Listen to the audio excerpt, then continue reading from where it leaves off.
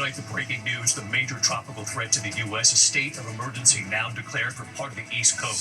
We're watching two systems tonight. Hurricane Umberto, now a major storm, and it's the second system on track to hit the U.S. It could become a Hurricane 2, likely making landfall along the East Coast. The new models just in tonight and what they show. Lee Goldberg is here to time this out. Former FBI Director James Comey indicted as we were on the air last night, and tonight President Trump now warning, quote, there will be others, after the president publicly called on his Attorney General Pam Bondi to go after his political enemies. Tonight, the disturbing video showing an ICE agent shoving a mother against a wall, sending her falling to the floor, her husband detained just moments before, all with their children watching. Tonight, that agent suspended. In New York, the dramatic images at the UN today, the walkout, as Israeli Prime Minister Benjamin Netanyahu was ready to speak. Tonight, Netanyahu vowing to, quote, finish the job in Gaza. First to ABC News, new reporting tonight on the gunman who opened fire on Park Avenue in New York City, killing 4 people, that office building home to NFL headquarters. What the medical examiner has now revealed about the gunman. Tonight, the potential government shutdown just 5 days away now, the White House threatening mass firings of federal workers. Democrats say they're fighting to reverse Medicaid cuts and to keep health insurance premiums from going up. Outside New York City, the scare at the Ryder Cup, the explosion, fans seen running for cover. Also tonight, Amazon agreeing to a settlement. Some customers who claimed they couldn't get rid of their Amazon Prime subscription will be paid back. I don't know if you're one of them. And the catcher and the history on the field, and then the quiet surprise off the field. Who is our person of the week? From ABC News World Headquarters in New York, this is World News Tonight with David Muir. Good evening. It's great to have you with us here on a very busy Friday night. We begin tonight with the growing concern in the Atlantic. 2 tropical threats growing stronger at this hour. One of them could eventually slam into the U.S. In fact, a state of emergency was just declared for parts of the East Coast. We've been tracking Hurricane Umberto, now a Category 3 hurricane tonight, expected to become a major Category 4 hurricane as early as tomorrow, passing between Bermuda and the U.S. But it's the second tropical system that poses the real threat. The new track just in, it shows the second system is now expected to potentially become a hurricane within days, possibly making landfall along the Carolinas. Right now, it looks like South Carolina. A short time ago, South Carolina's governor declaring that state of emergency. Let's get right to Chief Meteorologist Lee Goldberg of WABC, tracking it again tonight for us. Hi, Lee. Hi, David. Could be a weekend of preparation along the southeast coast of the United States. Big developments with the 2 systems we've been watching. Of course, Umberto rapidly intensifying. 115-mile-per-hour winds could go Cat 4 tomorrow. Now, it's tracking northwest and go west to Bermuda, but it has an impact on potential tropical cyclone 9. Hurricane Center gives that designation so they can do advanced alerts. So that's going to creep northward. Could be Imelda over the Bahamas over the weekend, maybe go hurricane status. But the problem is you have the push-pull of Umberto offshore, the front along the coast, and the storm starts creeping toward the Carolina coast, could even stall. So that enhances the flood threat from the Georgia coast all the way up to the southern mid-Atlantic. Now, if it starts to wind up, now you throw the surge and the winds into the mix as well. And then add to that, David, there's a front along the coast now, so you have pre-game rain happening and saturating the ground. That'll enhance the flood risk. We'll know a lot more as we go through tomorrow. David? Yeah, that saturated ground, even before this could hit, was a real problem. Lee, thanks for being here tonight. Now to the fallout after former FBI Director James Comey was indicted while we were on the air last night here. Tonight, President Trump is now warning, quote, there will be others, after the president publicly called on his Attorney General Pam Bondi to go after his political enemies. Comey, a longtime target of President Trump's, tonight what led to this indictment, and this evening Comey insisting he is innocent and saying, let's have a trial. Here's our Chief Justice correspondent, Peter Thomas. Tonight, President Trump insists the Justice Department's prosecution of his longtime enemy, former FBI Director James Comey, is not about revenge. It's about justice, really. It's not revenge. It's about justice. It's also about the fact that you can't let this go on. He's a dirty cop. He's always been a dirty cop. Everybody knew it. Comey tonight, defiant. I have great confidence in the federal judicial system. I'm innocent. So let's have a trial. The former FBI director has been in the president's sights for nearly a decade. He's become more famous than me. Trump fired Comey, who was leading the investigation into whether his campaign colluded with Russia. Comey then testified that the president had asked him to pledge his loyalty, but he refused. I've seen the tweet about tapes. Lordy, I hope there are tapes. Now the president has a Justice Department where loyalty is key. 6 days ago, he publicly urged Attorney General Pam Bondi to go after several of his enemies, including Comey. We have to act fast. If they're not guilty, that's fine. If they are guilty or if they should be charged, they should be charged. And we have to do it now.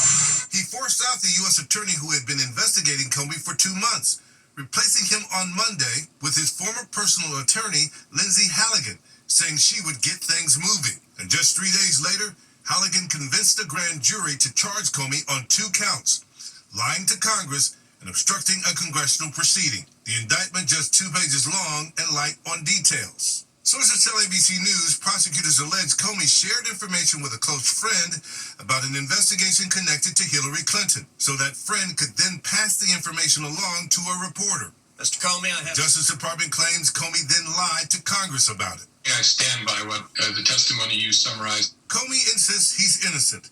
Tonight, CNN releasing part of an interview Comey recorded months before he was indicted, reflecting on his relationship with the president. I often joke I'm the relationship that Trump can't get over, wakes up in the middle of the night thinking about me and how I'm living my best life.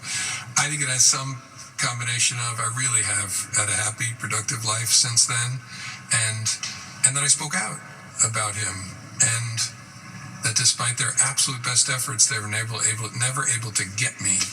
And David, the president today indicating there are more indictments to come, telling reporters, I think there will be others. Among the potential targets he's already named, New York Attorney General Letitia James and billionaire Democratic donor George Soros.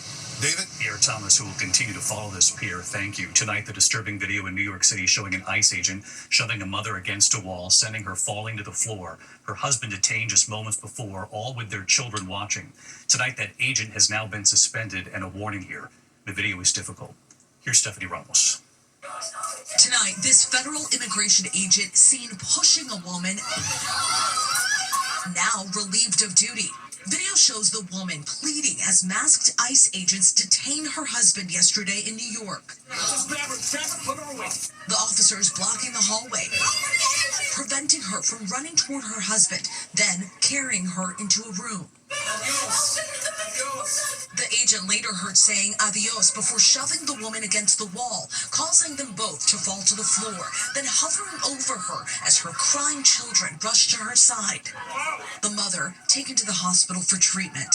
Officials saying the family was at the courthouse for a routine asylum hearing. The kids were in my office. It is just crushing to have seen them speak to their father who called from immigration detention, and to have the young boy, he didn't know where his dad was. It's just sort of unspeakable, the terror and the fear that they and so many others are feeling because of this militarized ICE department.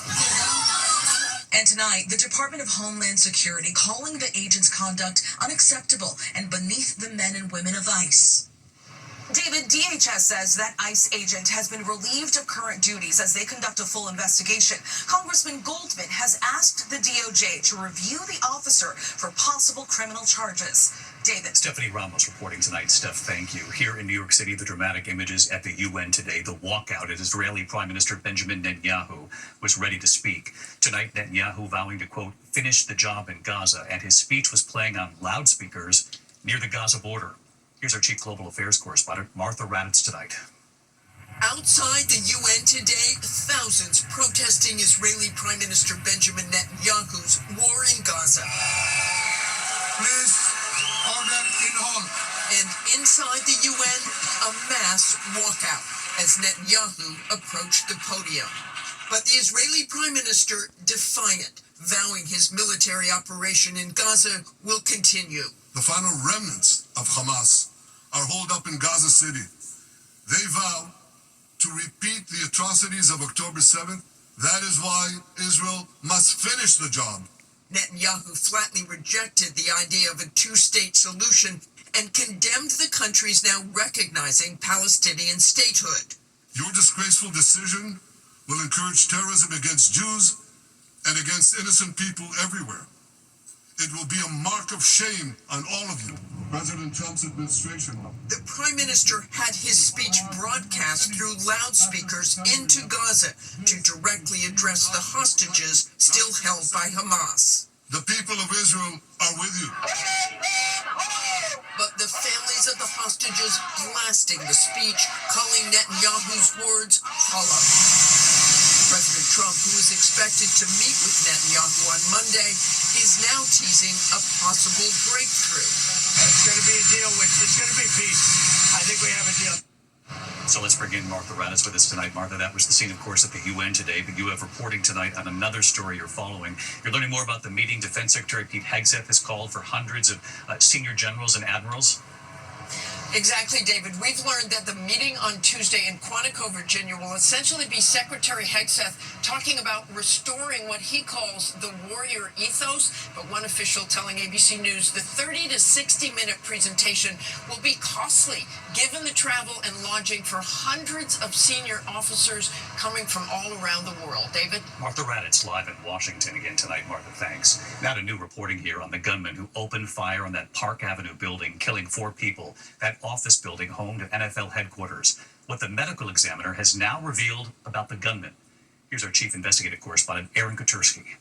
The gunman who opened fire at the NFL's New York City headquarters, killing 4 people, including a police officer, claimed he had a traumatic brain injury from football, urging scientists to study his brain. And tonight, investigators confirm he did have CTE. Shane Tamura drove cross-country from Las Vegas and used an assault-style rifle in the July rampage at 345 Park Avenue before he shot and killed himself. Police say they found this note in Tamura's pocket, blaming the NFL for concealing the dangers to players' brains to maximize profits. He also wrote, "Study my brain, please. I'm sorry." Tonight, the New York City medical examiner says a study of Tamura's brain found unambiguous diagnostic evidence of chronic traumatic encephalopathy, also known as CTE, but stopped short of saying what role, if any, it played in the shooting. They were here with standout running back Shane Tamura. Tamura played high school, not professional football. His family had warned he was suffering, his mother calling 911 last year. He was just crying and said, "I'm not going to be able to go any further." The NFL said tonight, David, there's no justification for the horrific acts that took place. And importantly, David, the medical examiner did not address whether CTE played any role in that deadly attack. David? Aaron Katursky on this again tonight. Thank you, Aaron. We turn next tonight to this potential government shutdown now just 5 days away. The White House threatening mass firings of federal workers. Democrats say they're fighting to reverse Medicaid cuts and to keep health insurance premiums from going up for millions. Democrats say the White House has refused to meet. Here's Rachel Scott. Tonight, President Trump refusing to meet with Democrats to prevent a government shutdown, now looming just 5 days away. If it has to shut down, it'll have to shut down. Democrats say they're trying to protect Medicaid and prevent health insurance premiums from going up for millions. But Republicans won't budge. The White House instead threatening mass layoffs of federal workers. In past shutdowns, workers were furloughed and returned to their jobs when the government reopened. But now the administration is directing agencies to consider firing employees from programs that are not consistent with the president's priorities. Democrats call that intimidation, insisting they won't back off their demands that Republicans reverse Medicaid cuts and extend expiring Obamacare subsidies so health insurance premiums don't rise for some 20 million Americans.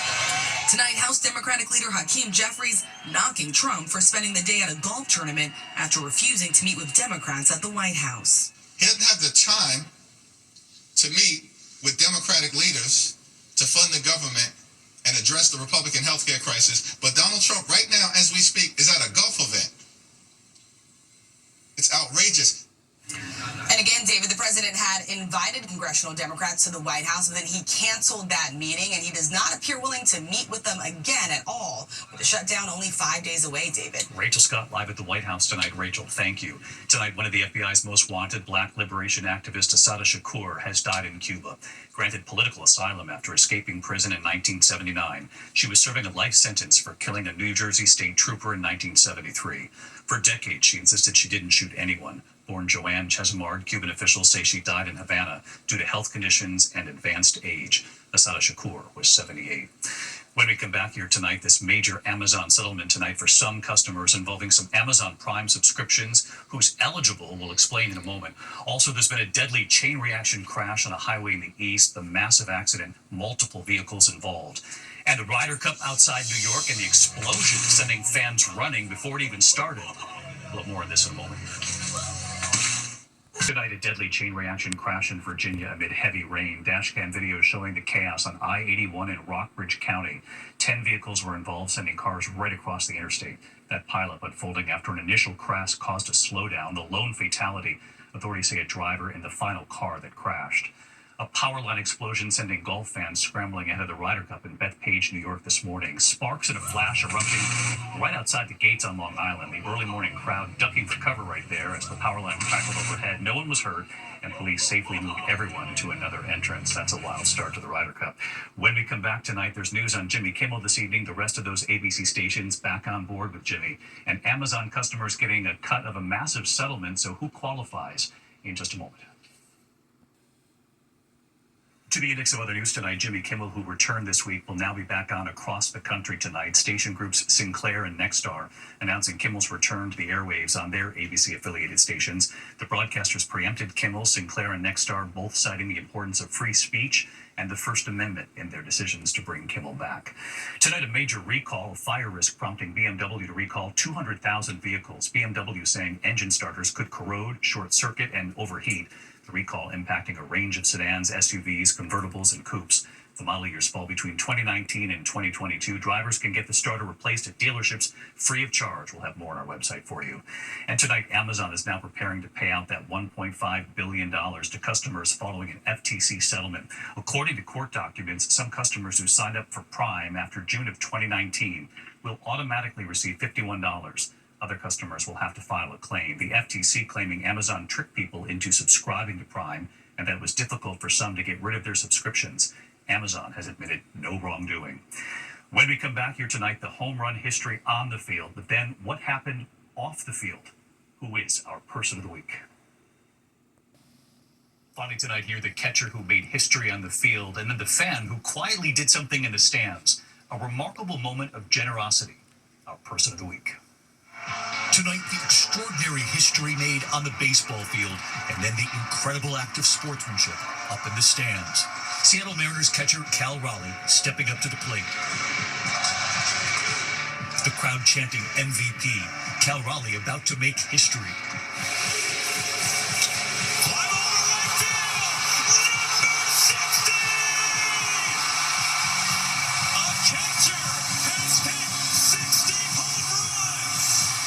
Hitting his 60th home run this season. One of just 7 players in the MLB to ever hit 60 home runs in a season, and he's the only catcher ever to do it. Your MVP moment, Cal Raleigh! The history made on the field, but what happened then off the field was quite something too. Mariners fan Glenn Moody Driscoll caught the ball and then gave it to a child in the stands right near him. That young fan couldn't believe it. 12-year-old Marcus Ruelos, wearing a Mariners jersey. The two did not know each other, but they took photos together after. That ball is said to be worth an incredible $100,000 to $200,000.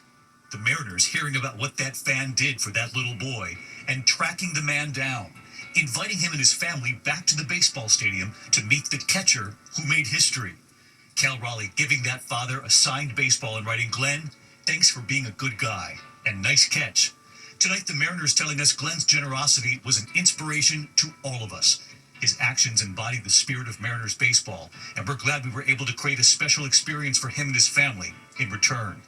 And right here tonight, hi, David. That dad, Glenn, who gave the ball away, telling us why he did it. I saw a kid in front of me, and it was just what I decided to do. I'm 100% glad that I did it. And if anything, yeah, just spreading acts of kindness whenever you can. That's a good thing to do. And so we choose Glenn, who gave that ball away, the young fan Marcus, and of course Cal Raleigh, who made history. An all-new 2020 tonight, 9 p.m. Eastern. I'll see you then. Good night.